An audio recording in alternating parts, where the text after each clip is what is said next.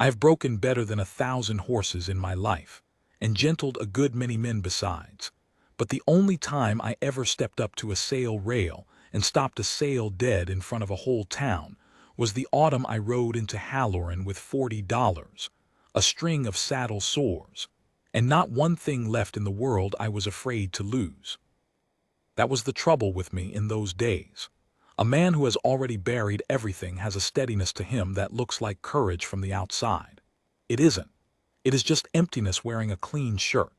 I had been 4 years emptied out by then, 4 years since the fever took my Caroline and the little girl both inside the same 8 days, and left me standing in a Kansas dooryard holding 2 shovels and no reason to use either of them on my own account. So I did what an emptied man does. I sold the place for whatever a grieving fool gets, and I went to drifting, and I let my hands do the only honest thing they still knew, which was horses.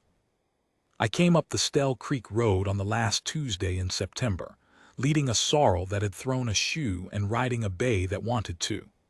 Ahead of me, the Antler Butte stood up blue and broken against a sky the color of old tin, and below them the town of Halloran sat strung along the railhead like a row of teeth, some gold and some rotten. I could hear the cattle before I could see them, that low continuous moan of a big gather held too long off water, and I could smell the shipping pens, dust and dung, and the green stink of fear coming off animals that knew the chute meant an ending. A boy was sitting on the top rail of the first corral I passed, a thin straw-headed boy maybe 11 years old, watching a string of green broncs mill in the dust with the particular hunger of a child who wants a thing he cannot have. I drew up because the broncs were good. That is the plain truth of how the whole business started. I stopped for the horses.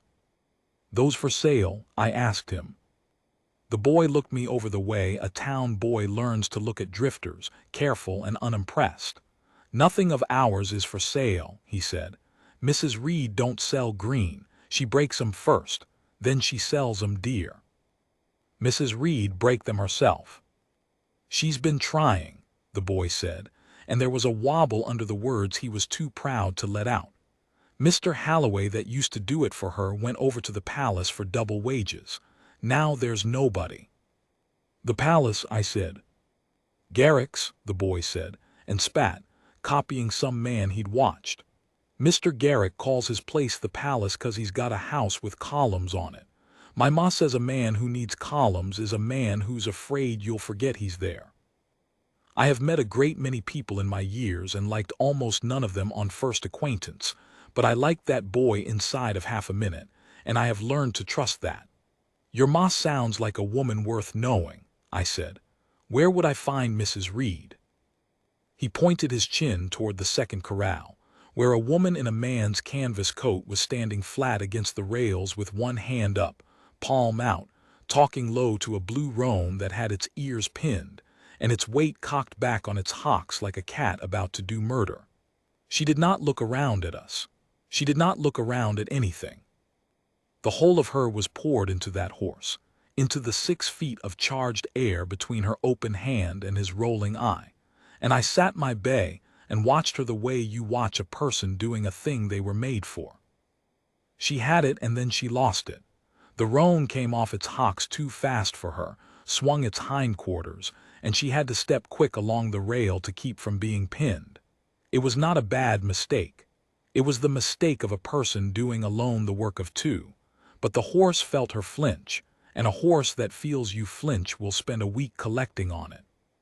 She blew out a breath, pushed a fall of dark hair off her forehead with her wrist, and turned, and saw me sitting there watching, and her whole face closed up like a shop at sundown. "If you're from Garrick," she said, "you can tell him the answer is the same as it was Monday and Sunday and every day since June." "I'm not from Garrick," I said. "I don't know Garrick. I came up the road and saw a string of green broncs and a roan with more sense than manners, and I stopped. I touched my hat. A Samede, I break horses." She did not soften. A woman in her position had likely been lied to in that exact friendly tone 100 times. "Everybody who comes through here breaks horses," she said. until there's a horse in front of them. It was a fair thing to say, and I did not take it wrong. I stepped down, and I tied the bay, and I walked up to the rail of the corral where the roan stood watching me with one walleye, and I did not look at the roan at all. I leaned my forearms on the top rail and looked at the buttes and let my breath out slow, the way you do. And inside about 4 minutes the roan walked over of its own accord and put its nose against my sleeve to find out why I didn't care. Behind me, I heard the woman go very still. "He's been sold 3 trainers in 2 months, she said, quieter now. He put one of them in Doc Prute's spare bed for 9 days. He's not mean, I said. He's scared and he's smart, which is the worst pair of things a horse can be, because a scared dumb horse forgets and a scared smart horse remembers. Somebody hurried him. I let the roan lip at my cuff. Whoever had him before you wanted him broke by Saturday." "How could you know that?" "Because that's how everybody ruins a good one," I said. "They've got a Saturday in mind." She came along the rail, slow, and stood a careful distance off, and for the first time she looked at me as a man and not as a problem walking up her road. She was perhaps 35, with a strong, plain, weathered face that the word pretty does not reach far enough to hold, the kind of face that is nothing much at a glance and that you cannot stop looking at by the 3rd day. There was grief worn into it, old grief gone quiet, the same brand I carried, and we recognized each other the way 2 people with the same scar do, without a word said. "I can pay you $8 a head, green to saddle broke," she said. "I've got 9 head plus that devil. It's honest work and it's hard, and I won't pretend the pay is anything but what it is. Most men want 12. "Most men haven't seen the roan," I said. "I'll take it." I did not need the money so much as that. I will be honest, since I am old now and there is no profit left in lying. I took the work because of how she stood at that rail with her hand out to a horse that wanted to kill her, alone, with a straw-headed boy on the fence and a cattle king at her gate, and not one soul in the county willing to stand between her and either.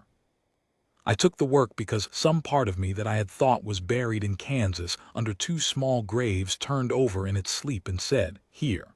Stop here a while."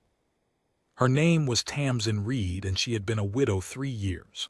Her husband, Daniel, had built the Stell Creek place up from a soldier's claim with his own hands, fenced the bottomland, dug the good well, and put together a remuda of cow horses that were known the length of the territory, Reed horses. Men called them, the way you'd say a brand of rifle. Then a bull had broken Daniel's leg in the spring works, and the leg had gone bad and the doctor had cut it off too late, and Daniel had died of the fever that came after, slow and ugly, over 3 weeks, with Tamsin sitting up nights.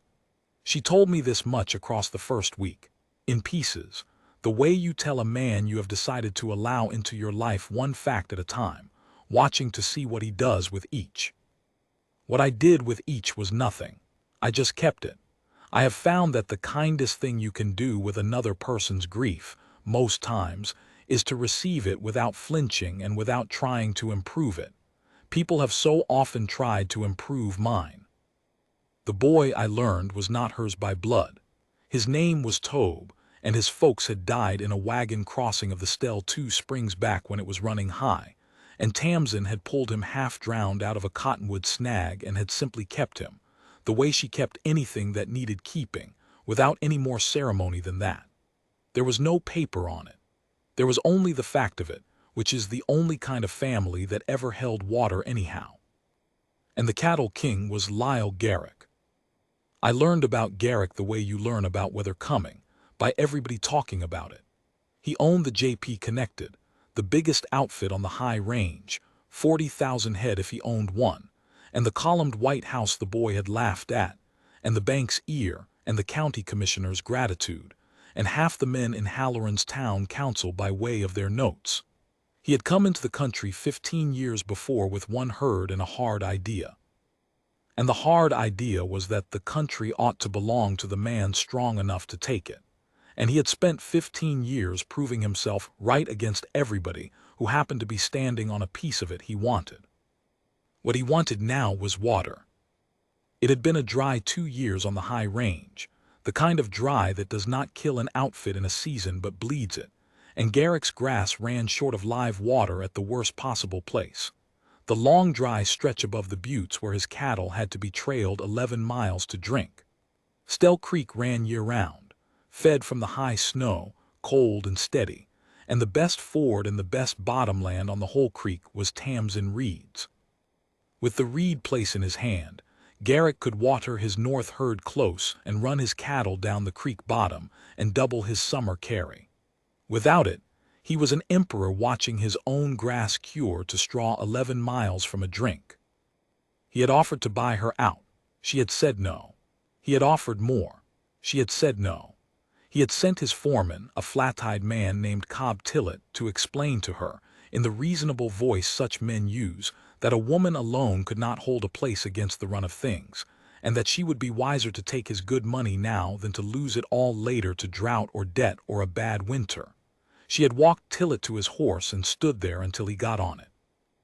And then, she told me, on about the 10th night, when the work had made us easy enough to sit on the porch after supper without it meaning anything, the note appeared.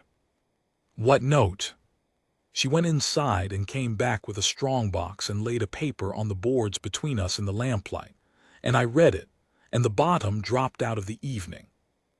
It was a promissory note for $1,900, dated the previous October, made out by Daniel Reed to the Halloran Stock and Mercantile, due in full the coming November, secured by, and here was the knife, the Reed brand, the Reed Remuda, and the Reed Bottomland.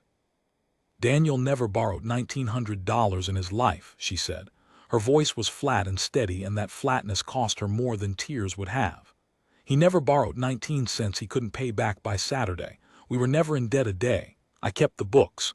I keep the books still. She tapped the strongbox.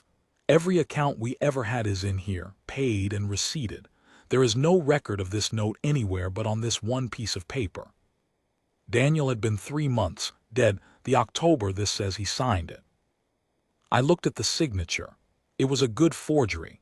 Somebody had had a real Daniel Reed signature to copy from a bill of sale, a brand registration, something, and had taken his time. But the date was the lie they could not paper over, and they knew it, which was why the note had not gone to a judge. It had gone, instead, to the county commissioner, a man named Fent Purdy who owed Lyle Garrick a great deal of money and a great deal more than money, and Purdy had ruled, privately, on his own authority as the man who held the county's foreclosure docket, that the note was valid, the debt was due, and that absent payment by the November shipping day, the Reed Remuda and the Reed land would be sold at public settlement to satisfy it. $1,900, she said, by the second Saturday in November, or they sell my horses on the loading dock in front of the whole county, and the land after. And the only man in 3 days' ride with $1,900 to bid is the man who wrote the note. I sat with that a while. Out past the corrals the roan and the green string were dark shapes moving against a darker land, and the creek talked to itself the way it did all night, and the boy Tobe was asleep inside with the lamp turned down, and this woman sat beside me holding a strongbox full of honest paper against a single sheet of dishonest paper that was going to take everything she had, because the dishonest paper had a rich man behind it, and the honest paper had only her. "You been to a lawyer?" I said. "The nearest one is in Cordova, 2 days off, and he does Garrick's bank work." She almost smiled. "There is a circuit judge, Judge Aldis, an honest one, they say, but he won't sit in this county again until the spring term. By spring, my horses will be wearing the J.P. connected, and my land will be under Garrick's cattle, and there won't be anything for a judge to judge." "There's the brand inspector," I said. "Territorial, he doesn't answer to your commissioner." She looked at me sharp then, the first real flash of hope I'd seen in her, and just as fast she put it out. "Holly's Veer," she said. "The territorial inspector. Yes, he's straight by all accounts, but he covers 4 counties off one horse and nobody knows where he'll be week to week, and Garrick knows the law as well as I do, better. The settlement's been filed correct. The note's been ruled on. By the time I tracked Veer down and brought him back here and he looked at one piece of paper and said he believed me, the sale would be done and the horses gone, and a sympathetic word from a brand inspector wouldn't unring that bell. She closed the strongbox. I've been over it, Mr. Meade. I've been over it at 3 in the morning more nights than I can count. There's a wall around this, and Garrick built it with money, and there's no door in it I can reach. Now I want to say something here that matters, because the way these stories get told in the saloons afterward, they always make it the man. The drifter rode in and saved the widow. I have heard it told that way about my own self by men who weren't there, and it makes my teeth ache, because it is a lie, and it is a lie that costs that woman the only thing she had that Garrick couldn't take, which was that she was nobody's helpless creature and never had been for 1 hour of her life. But before I get to the brand, I have to tell you about the month between, because that month is the part the saloon men leave out, and it is the part that mattered most to me, and it is the part where 2 emptied people quit being empty without either one of them saying a word about it. I broke her horses. That was the work, and I did it. The green string came along fast because they were good stock to begin with, and because I do not hurry a horse ever, no matter whose Saturday is coming, and a horse that is not hurried learns in a week what a hurried horse fights for a month. I started them in the round pen at first light when the air was cold enough to keep them honest, and I worked them long and quiet, and by the second week 3 of them were taking a saddle and standing for it, and by the 3rd week I was riding 2 of them out along the creek with Tobe trotting alongside on an old steady mare named Biscuit, the boy chattering the whole way about every horse he had ever seen or heard of or invented. The roan I left for last, because the roan was not a training problem, the roan was a trust problem, and you cannot hurry trust any more than you can hurry sunrise. Tamsin worked beside me most days. This is the thing the saloon men cannot fit in their heads, that I was not breaking her horses for her, I was breaking them with her, and that she was better than I was at the half of it that is patience, and only behind me on the half that is nerve, and even that gap closed as the autumn went on, because a person's nerve comes back when somebody is standing where they can see them. She handled the green ones on the ground while I rode. She read each horse the way I read them, and where we disagreed about a horse she was right as often as I was. By the 3rd week, we had stopped explaining ourselves to each other in the corral. She would tip her head at a horse and I would already be moving. In the evenings there was the boy and supper and the porch. I had not sat at a family table in 4 years. I want you to understand what that is, to a man who has been living out of a saddlebag and eating standing up at strange counters in strange towns, to come in out of the cold dusk to a lit kitchen that smells of biscuits and coffee and somebody's cooking, and to have a straw-headed boy demand of you across the table whether a horse can love a person back, and to have a woman set a plate in front of you without asking whether you wanted it because she had simply made enough. It undoes a man. It undid me slow, over 4 weeks, the way a frost-bound ground thaws, from the top down, so gradual you cannot name the day it changed. Can a horse love a person back? The boy asked me, that first week dead serious, fork halfway up. No, I said, because I do not lie to children, it ruins them. A horse can't love you the way you love a horse, but a horse can trust you all the way down to the bottom, and there's people who tell you trust is the better half of love anyhow. Tamsin had looked up from her plate at that, just for a second, and looked back down. Which people? Tobe demanded. Old ones, I said, mostly old ones. I taught the boy to throw a rope evenings in the last light, while Tamsin did the books at the kitchen table by the lamp. He was quick and game and had no quit in him, and he reminded me of nothing and nobody, which was a mercy, because the children that remind you are the ones that take the skin off. Tobe was only himself. He took to following me at the heel like a pup, and I let him. And one evening I looked up from coiling a rope to see Tamsin standing in the lit doorway watching the 2 of us in the dusk, and the look on her face was one I have spent the rest of my life trying to deserve. He lost his whole family in the creek, she said to me later on the porch, low so the boy wouldn't hear through the window. 2 springs gone.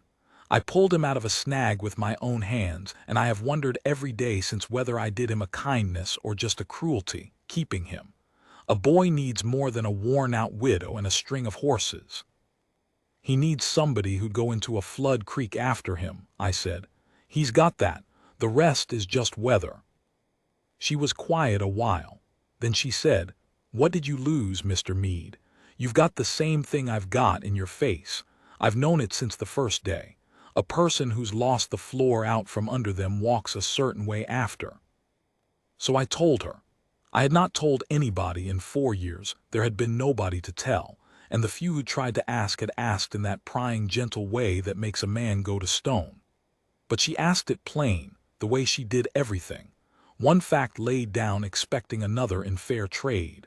And so I told her about Caroline, and about the little girl, whose name was Mercy, and about the 8 days, and about the 2 shovels in the Kansas dooryard. I told it flat, the way she'd told me about Daniel, and she received it the way I'd received hers, without flinching and without trying to improve it. And when I was done, she did not say she was sorry, which is the thing everybody says and the thing that means nothing, she said. Mercy, that's a good name. That's a name a person had to be brave to give a child. And I had to get up and go see to the horses for a while, in the dark, because 4 years of held water does not come down a man's face in front of a woman without him needing to go stand in the dark a minute first. That was the night I knew. I will not pretend I knew it gradual after that.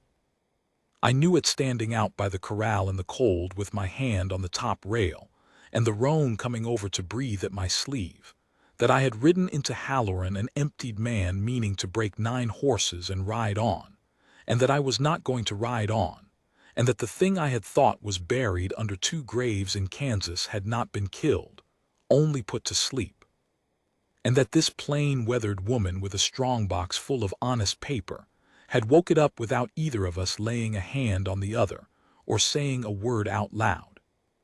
But there was Garrick, and the 2nd Saturday in November was coming the way Saturdays come. He did not leave us be while the autumn ran out. That was not his way. A man like Garrick does not wait for a thing to fall when he can shake the tree. The pressure came in small, ugly increments, each one deniable, each one designed to wear Tamsin down to the point where she would sign just to make it stop. First it was the water.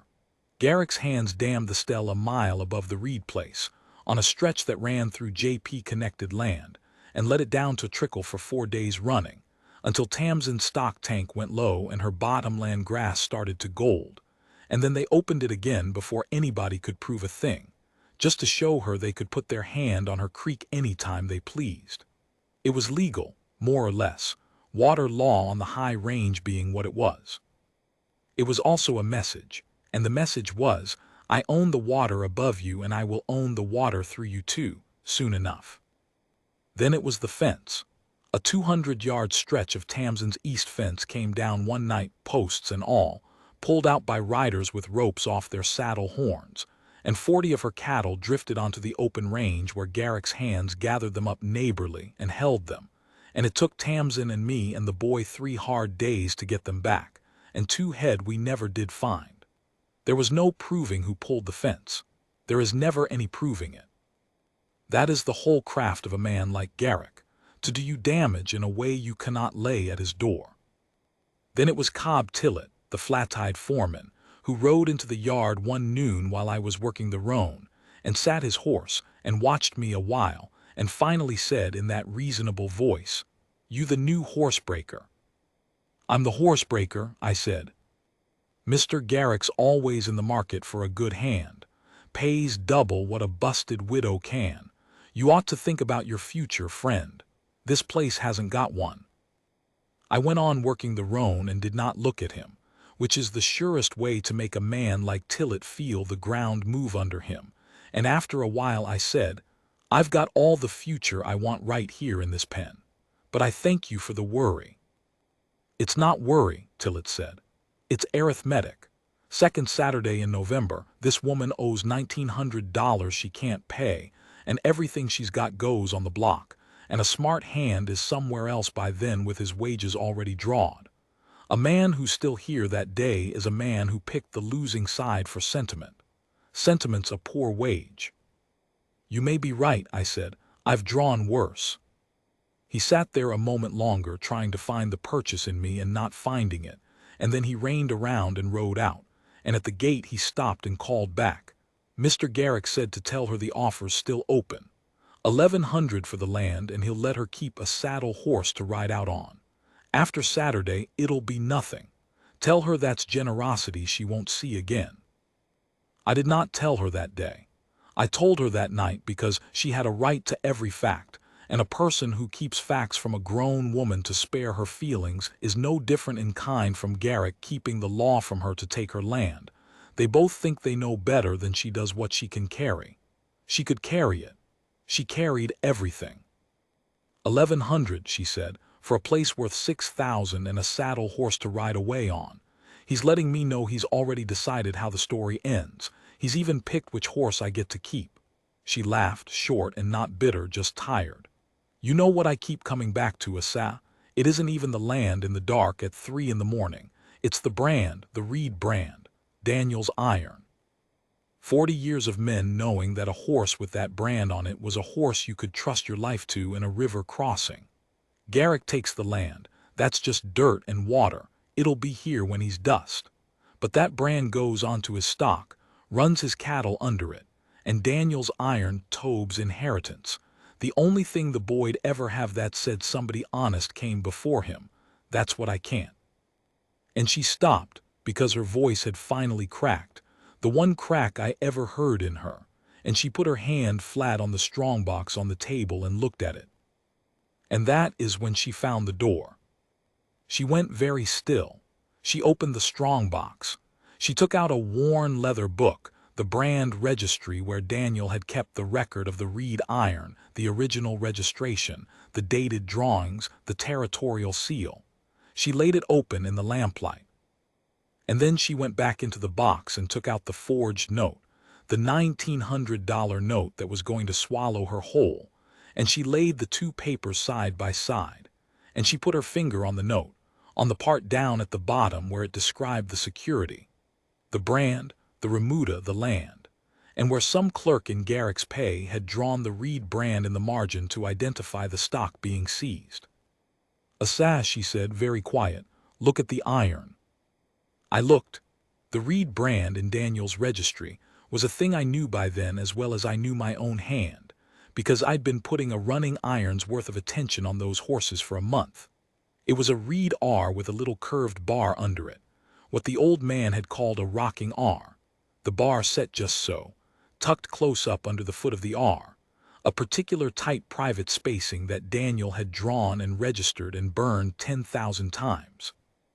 The brand drawn on the forged note was a rocking R2, but the bar was wrong. Whoever forged the note had drawn the bar low and wide and loose, the way a stranger draws a brand he has only seen at a distance, not the way Daniel made it. It was close. It would fool anybody who didn't know the iron. But it was wrong, and more than wrong, it was the same loose wide bar I had seen that very week on a JP-connected horse that one of Garrick's hands had ridden through town. Garrick's own road brand, his trail iron, was a bar that sat low and wide. The man who forged that note had drawn the brand the way his own hand was used to drawing a bar. He had drawn his own habit into Daniel Reed's iron. It's evidence, Tamsin breathed.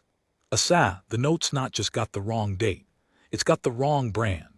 A man drawing from Daniel's real registration couldn't have drawn it wrong. It's right here in the book, sealed, dated, the exact iron. The only way to draw that bar wrong is to draw it from memory, from your own hand, from a man who burns a low, wide bar every day of his life. Garrick's rode iron, I said. It puts the forgery in his outfit, she said. Not just a note nobody can find a record of. A note drawn by a man who brands a low, wide bar. It's not proof a commissioner in his pocket would honor.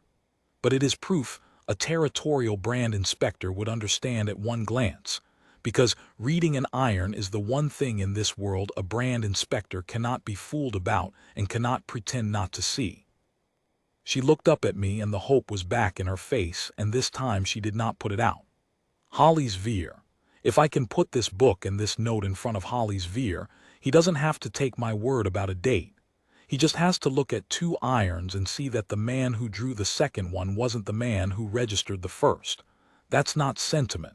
That's his sworn trade. Then we find Veer, I said. Before Saturday, she said, which is 9 days off, and nobody knows where he is. We found out where he was the way you find out anything in that country, by the boy. Tobe, it turned out, had a cousin of sorts, one of the orphan network of children that runs errands and holds horses and hears everything in any railhead town, who'd carried water for the inspector's horse not 2 weeks gone and knew that Veer worked a regular circuit, and that the circuit had him at the Cordova rail scales the first week of November, and swinging back north through the antler country toward the railhead at, of all the places under heaven, Halloran itself, for the November shipping. Because a brand inspector goes where the cattle ship, and the cattle were shipping out of Halloran on the second Saturday, the very day of the sale. Holly's Veer was going to be in Halloran on shipping day, inspecting brands on the loading dock, 40 feet from where they meant to sell Tamsin Reed's horses out from under her. The door was not just open, the door was in the same room as the theft. He'll be at the shipping pens, Tamsin said slowly, working it out, doing his inspections on the through cattle the same morning, the same yards. All I have to do is get this book and this note into his hands before the settlement sale goes off and make him look, and she stopped. And Garrick will have thought of that. If Garrick knows Veer's coming, and Garrick knows everything, then the sale will be timed, the papers will be moving. Purdy will rush the settlement through early before Veer's even off his horse, and the horses will be sold and trail-branded JP before a territorial man can be made to look at a registry book. Then we get to Veer first, I said, before the sale, out on the circuit before he ever rides into town, so he comes in already knowing, already meaning to look. That's 2 hard days' ride to catch him on the Cordova road, Tamsin said, and 2 back, and the sale's 9 days off, and I can't leave the place undefended for 4 days with Garrick's hands pulling fences and damming creeks, and I can't leave Tobe and... You ride, I said, I'll hold the place. She looked at me. It has to be you that rides, I said, because it's your book and your iron and your husband's name, and Veer has to hear it from the one person in the territory who can swear to every word of it. I can't swear to Daniel's signature. You can. You ride for Veer and you bring him in, and I'll hold this place and the boy and the horses till Saturday if I have to do it with a single tree. She was quiet a long moment. Then she said the thing I have carried 60 years. Most men, she said, would have said it the other way, would have said, you stay home with the boy where it's safe and I'll go do the riding, would have taken the doing for himself and left me the waiting. You're the one with the proof in your own hand, I said, and you ride better than I do. I've watched you. The waiting's the hard job. I'm giving you the easy one and keeping the hard one for myself, and don't think I don't know it. She left before light the next morning, on the best of the broke string, a deep-chested dun that could cover ground all day, with the registry book and the forged note wrapped in oilcloth inside her coat against her heart, and a week's hard riding ahead of her to catch one man on 4 counties of road and turn him around and bring him back. I stood in the cold dark of the yard and watched her go, and the last thing she did before she put the dun down the creek road was rein up beside me and look down and say, "Hold the boy and the horses. Don't hold a grudge against Garrick that gets you killed before Saturday. A dead man can't read a brand aloud." Then she was gone, the dun's hoofbeats fatting down toward the buttes, and it was just me and Tobe and 9 horses and a cattle king who wanted us gone. Those were 9 long days. I will not stretch them out for you the way they stretched out for us. Garrick's hands came testing twice more. They fired the haystack one night, and I put it out with the boy and 100 buckets from the creek, and we saved half of it. and I never saw who threw the torch. And they ran a bunch of JP steers through the bottomland one afternoon to trample what grass the dry days had left. And I turned them with 2 of the green horses and a great deal of noise and did not get shot, which surprised me a little. Cobb Tillett rode in once more on the 7th day, and found me mending the burned-out corner of the corral with the boy handing me nails, and sat his horse and watched and said, "Where's the Reed woman?" "Off seeing to business," I said. Something moved behind his flat eyes then, a little flicker, because that was not the answer he expected. He had expected her broken at her kitchen table. A woman off seeing to business was a thing his arithmetic had not accounted for. "Business," he said. "That's right." He sat a while longer, and I could see him deciding whether to make it his concern, and deciding in the end that a busted widow off riding somewhere 2 days before her own ruin was just a woman running, and that running women were no threat to anybody, and he reined around and rode out, and that miscalculation, that a woman who rides off must be a woman running away rather than a woman riding toward, was the second mistake Garrick's outfit made, and it cost them everything. And I have laughed about it across 60 years. She did not run away. She rode 2 days hard to the Cordova road and missed Veer at the rail scales by half a day, and turned and tracked him north by asking at every ranch and stage stop, the way she'd tracked strayed stock her whole life. And she caught him at last on the evening of the 5th day at a line camp under the North Buttes, a spare gray-mustached man eating beans off a tin plate, and she did not weep at him or plead with him. She sat down across the fire and opened the oilcloth and laid the registry book and the forged note side by side in the firelight and put her finger on the 2 irons and said, "Mr. Veer, you're a brand inspector. I'm not going to tell you a story. I'm going to show you 2 irons and let you read them, because reading irons is your trade and not mine, and then you can tell me what you see." And Holly's Veer, who had spent 30 years being lied to by every kind of man across 4 counties, and had grown a hide against stories the way a man grows callous, looked down at 2 drawings of a rocking R, and saw what she saw, the registered iron with its tight tucked bar, and the forged iron with its low wide stranger's bar. And he was quiet a long time, and then he said, "Ma'am, I've inspected 100,000 head, and I've never once been fooled by an iron and never once pretended I was. The man who drew that note never saw your husband's registration. He drew that bar out of his own hand. Whose hand draws a low wide bar in this country?" "Lyle Garrick's rode iron," she said. And Holly's Veer set down his tin plate. "He told her he'd come. Not because he liked her, he was at pains to say, and not because of any story, but because a forged brand on a settlement note in his territory was an insult to the one thing he was sworn to keep honest.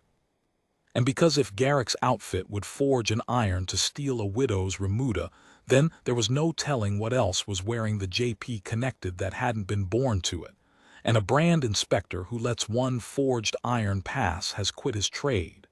He'd ride in for the shipping anyhow. He'd come a day early. He'd be in Halloran Saturday morning." And he made her understand this, gray and grim across the fire. He could not stop a county settlement sale by his own authority. A brand inspector reads irons. He doesn't void notes. What he could do was read the iron aloud, on the record before witnesses, and put his sworn finding into the territory's hand.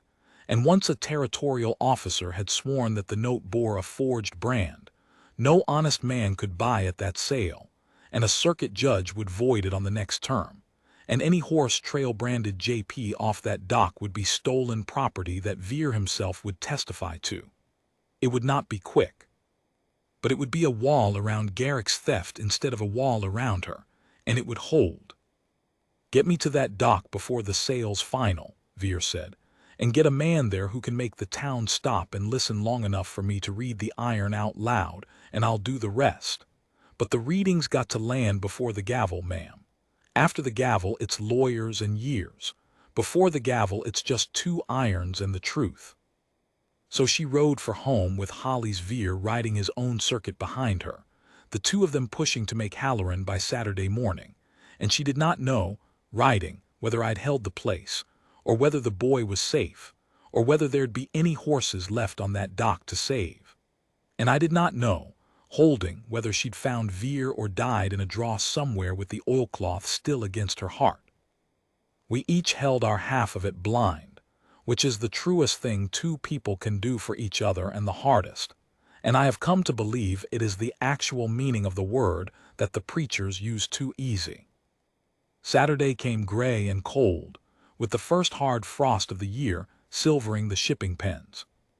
The whole county came to Halloran on shipping day. It was the biggest day of the year, the cattle going east, the year's money coming in, and everybody for 30 miles was there along the loading dock and the pens, ranchers and hands and townsfolk and the orphan boys holding horses, and the women come to do a season's buying. And Garrick had timed it just as Tamsin feared. The settlement sale of the Reed Remuda was posted for 10 o'clock, right there on the long loading dock, with Fent Purdy the commissioner to cry it under his foreclosure authority, and the 9 Reed horses and the roan were already there in a holding pen at the dock's end, my month's work standing bewildered in the frost, and the buyers gathered, and Lyle Garrick himself was there. I saw Garrick for the first time that morning. He was not what I expected.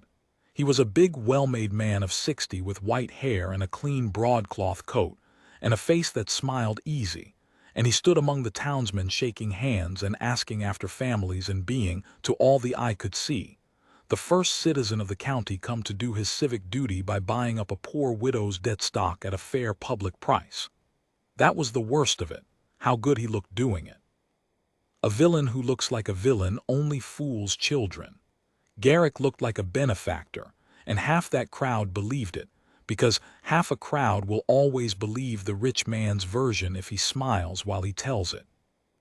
I was there with Tobe at the back rail of the dock, the two of us having brought the rest of nothing because there was nothing left to bring but ourselves, and the plan, if you could call it a plan, was this: hold the sail, slow it, stretch it, make the town stop and listen, and keep it stopped, until Tamsin and Veer rode in if they rode in, and if they did not ride in by the time Purdy's gavel came down, then it was over, and I would have failed the one woman who'd woken me up out of 4 years of being dead, and her boy's inheritance would go onto a thief's cattle, and there was not one legal thing in the world I could do about it. But I am a horseman, and there is one thing a horseman can do that no lawyer can. He can read an iron and he can make other men look at it. Purdy got up on the dock at 10 and read the settlement, the note, the debt, the authority, the sale, in the droning official voice such men use to make a theft sound like a procedure. And the crowd shifted, and a few looked toward Garrick and a few looked at their boots, because plenty in that crowd knew the smell of it even if they hadn't the standing to say so, and Purdy called the first lot, the roan and 3 of the green string, and asked for an opening bid, and Cobb Tillett, standing for Garrick, said, $200, in the bored voice of a man bidding against nobody. And I said from the back rail loud, so the whole dock heard it, before you sell that horse, somebody ought to read the brand on the paper. The dock went quiet. Purdy peered out over the crowd. Who's that? A Samede. I broke those horses. I know that iron better than any man living except the woman who owns it. I came forward through the crowd with the boy at my heel, up to the foot of the dock, and I said, Mr. Purdy, you're fixing to sell stock under a note. That note's got the Reed brand drawn on it for security.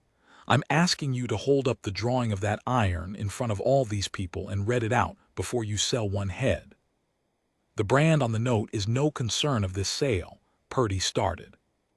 It's the whole concern, I said, because that iron's drawn wrong, and every cowman standing on this dock knows that the one thing you can't forge past a man who reads irons is the iron itself.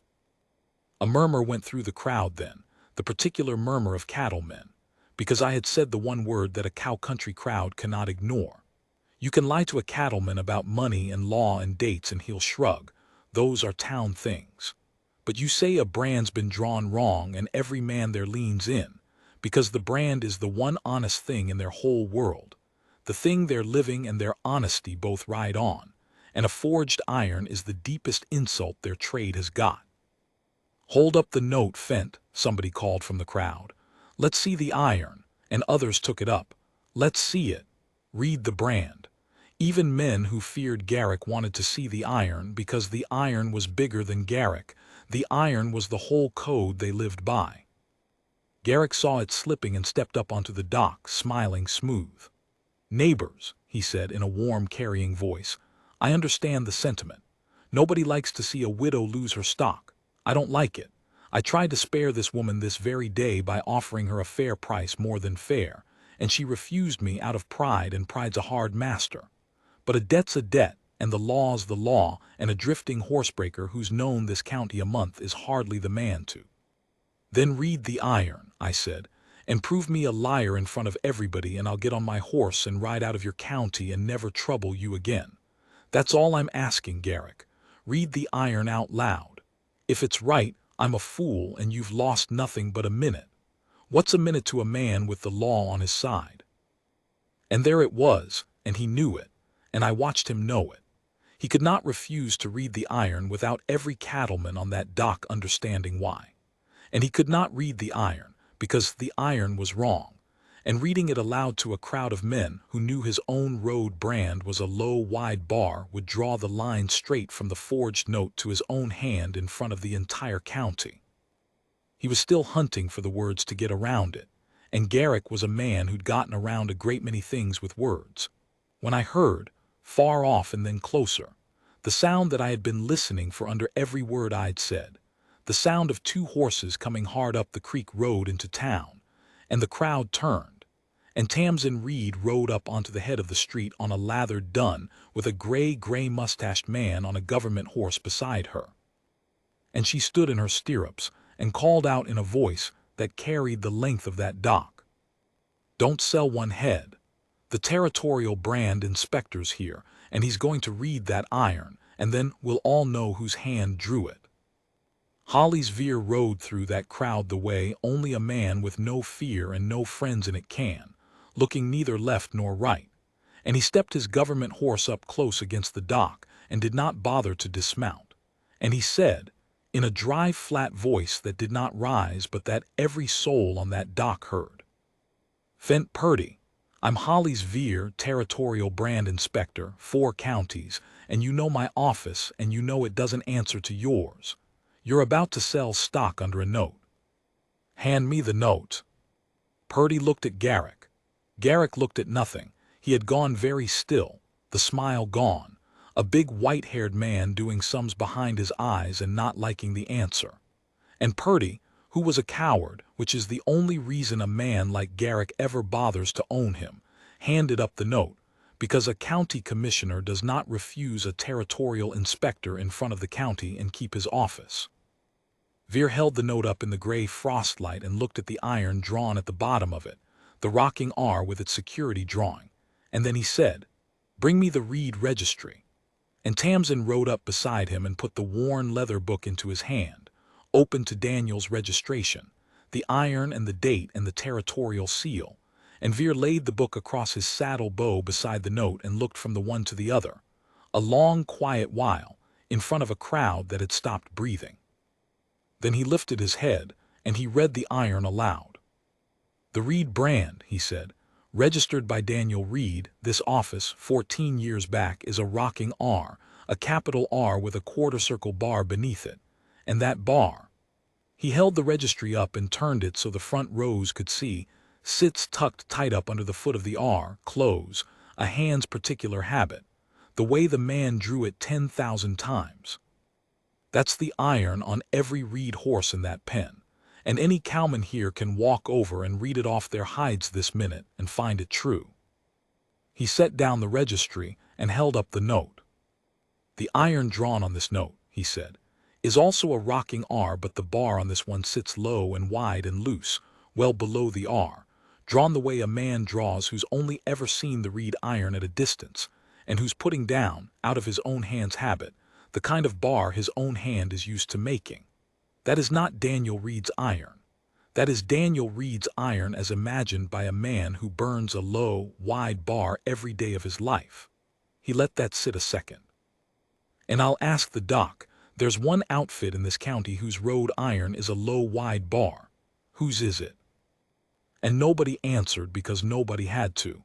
Every man on that dock knew. They had all seen it on 10,000 head of trail cattle. It was the JP connected. It was Garrick's. Veer let the silence do the work, the way an old hand does, and then he said in that same dry, flat voice that was somehow worse than any shouting, I make no charge today. That's for a judge. But I'll set my sworn finding into the record here and now before these witnesses. This note bears a forged brand, drawn by a hand accustomed to a low, wide bar, which is not the hand of Daniel Reed and is not drawn from his registration. I'll testify to it at the spring term. And I'll tell every man on this dock plainly, any horse that's sold off this note today, and any horse trail branded JP off this dock, is stock I'll be reading personal at the next inspection, and I'll know it for what it is, and so will the law. Buy at this sale at your peril. The iron doesn't lie, gentlemen. It never has. That's the whole reason we burn it. And it was done. It was that simple and that complete in the end. Not a gunshot, not a fist fight, not a single dramatic thing the saloon men like to add. Just an old inspector reading two drawings of a brand aloud in the cold, and a crowd of cattlemen understanding, all at once, exactly what they were looking at. No honest man bid. Cobb Tillett did not say $200 again. Fent Purdy folded the settlement up with shaking hands and announced, in a voice gone thin, that the sale was suspended pending review, which was a coward's way of saying he'd been caught. And Lyle Garrick, I watched him the whole time, I'll admit it. I wanted to see it. Garrick stood on that dock and felt the county turn under his feet for the first time in 15 years. Felt them all looking at him, and not with fear now, but with that cold cattleman's contempt that is reserved for a man who'd forge an iron, which to them was lower than a horse thief, because a horse thief at least respects the brand enough to want it. He did not bluster. A smart man knows the exact moment the smiling is over. He turned and walked down off the dock through a crowd that did not quite step aside for him the way it had an hour before, and he got on his horse, and he rode out of his own shipping day, and that was the beginning of the end of him in that country, though the full end took a few more years and a spring term, and a judge named Aldous to finish. But I have gotten ahead of the part that mattered to me, which was never Garrick. When the crowd began to break up and buzz, Tamsin Reed got down off that lathered dun, and she walked through the people who were already starting to come up to her. For they came up to her now, the same townsfolk who'd watched her squeezed for 6 months and said nothing, came up now to shake her hand and say they'd never believed it of Daniel Reed, never for a minute, which was a lie every one of them told, and which she accepted with more grace than I could have. She walked through all of that. And she came to the back rail of the dock where I was standing with the boy, and she stopped in front of me, frost in her dark hair and the whole hard ride still on her, and she looked up at me. You held it, she said. You found it, I said. I just stood in the door. Tobe, she said, without looking away from me, go and check the roan. See he's not torn up in that pen. The boy went, grinning, because even an 11-year-old knows when he's being sent off. And then it was just the two of us at the back rail with the whole loud, bright morning going on around us.